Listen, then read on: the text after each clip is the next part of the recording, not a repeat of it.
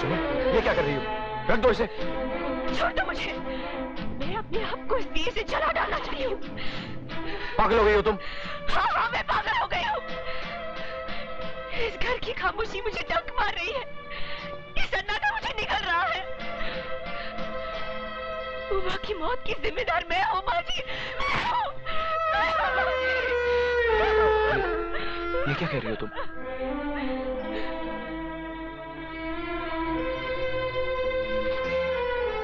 मेरा दलाल भाई तुम्हारी चमन को बेचने ले गया था। अपनी मोहब्बत को बचाने के लिए मैंने झूठ बोला कि मैं तुम्हारे बच्चे की मां बनने वाली हूँ। बस इसी झूठ की चिंगारी हमारी उम्र के लिए चिता की आग बन गई। और मारो मुझे, गला काट दो मेरा। मुझे नहीं जीना है, मुझे नहीं जीना है, मुझे नहीं जीना है।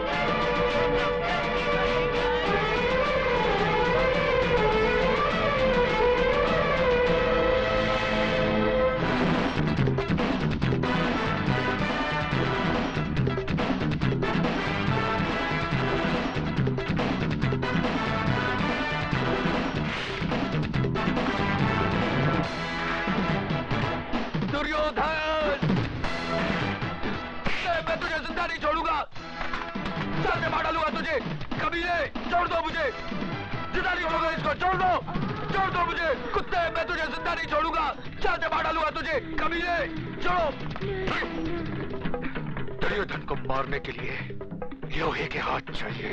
लोहे के।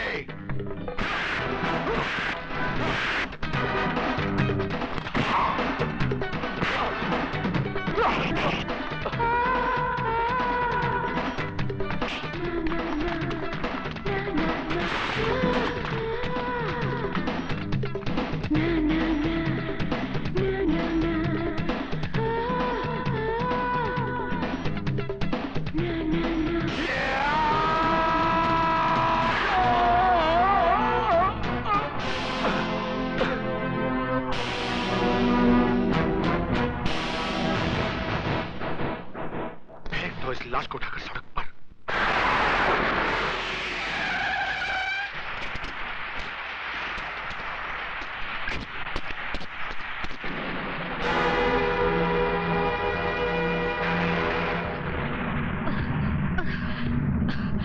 राजू, राजू,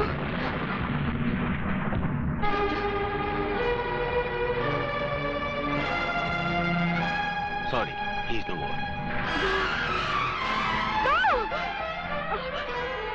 राजू, राजू,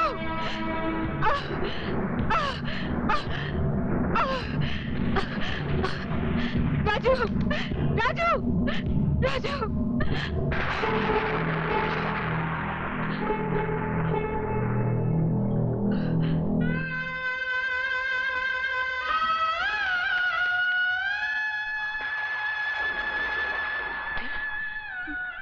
मेरे बेटे के चेहरे पर ये सफेद चादर क्यों डाल दी?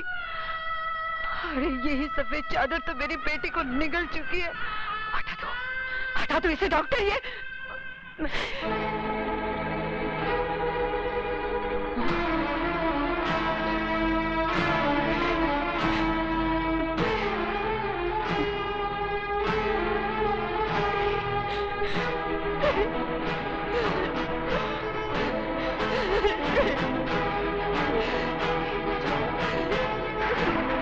तू मुझे छोड़ के नहीं जा सकता। ये सफेद चादर तुझे अपने कर्तव्य से मुक्ति नहीं दिला सकती। सुन रहा है तू? तेरी रगों का खून अपनी बहन का इंतकाम लिए बगैर सर नहीं पड़ सकता। अरे अभी तो वो माँ की चिता की आग सीने में ठंडी नहीं पड़ी, तो फिर तू मेरी कोख में आग लगाकर कैसे जा सकता है? नहीं राजू, भगवान मेरे साथ इतना बड़ा अन्याय नहीं कर सकता। नहीं छीन सकता वो मेरे जिगर के टुकड़े को। नहीं छीन सकता। राजू, राजू बेटा उठ, उठ राजू, उठ। तुझे अपनी बहन की मौत का बदला लेना है, अपनी माँ का वचन निभाना है। उठ राजू, उठ।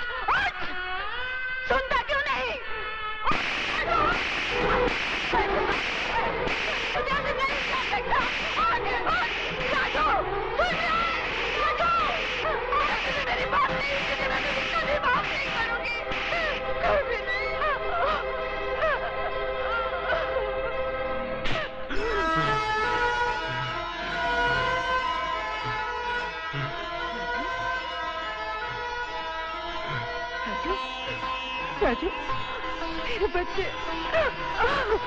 राजू। नर्स, ग्लूकोज और ऑक्सीजन अरेंज करो, फास्ट। राजू।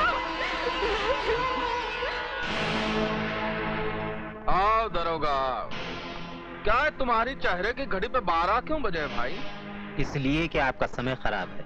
क्या बकवास करता है तुम? बकवास नहीं, भविष्यवाणी कह रहा हूँ।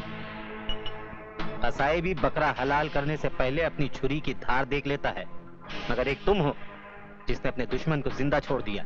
किसकी बात कर रहा है तू? राजू की। वो जिंदा है। शेर के चपड़े से उसका शिकार बच के जा सकता है, मगर दुर्योधन के हाथों से उसका दुश्मन नहीं।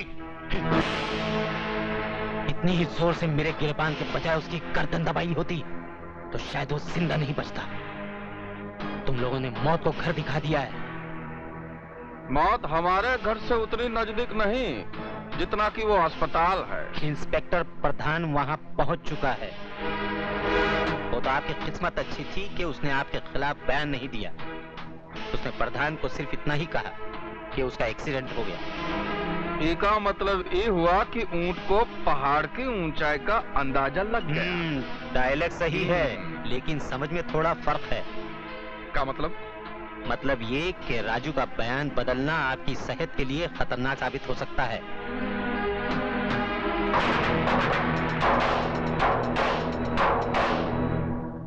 माँ, मुझे आशीर्वाद दे, मैं अपने मकसद में कामयाब हो सकूं। राजू बेटा, पीठ दिखाकर जा रहा है, लेकिन चेहरा उसी वक्त दिखाना जब उन कमीनों का मुंह कफन से ढक देना।